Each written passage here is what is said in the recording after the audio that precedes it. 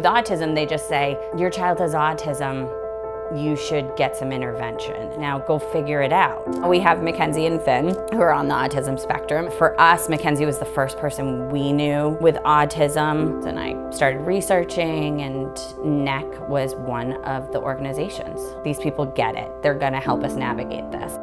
Every morning at 7:30, there was an ABA therapist in our house, 30 hours a week. Finn got 18 months, whereas Mackenzie only got a year. He had more language skills than her. He made a lot of strides. A few years later, we had Graeme. I reached out to Dr. Becky MacDonald. I knew about the infant study. If you can start diagnose and treat them at 1 year old, they have better outcomes than if you start treating them later. But our infant study is different. We're looking for symptoms even earlier, like at below 6 months. Can we identify some of those symptoms? And if we treat them, can we then change the trajectory for that child so that they never end up with a diagnosis of autism?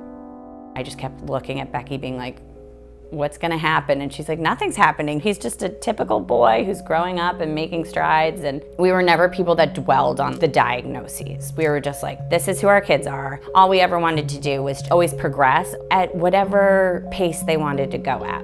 Imagine if you were able to pick up on some of those deficits, you know, at 6 months, like what the child could do or where they would end up.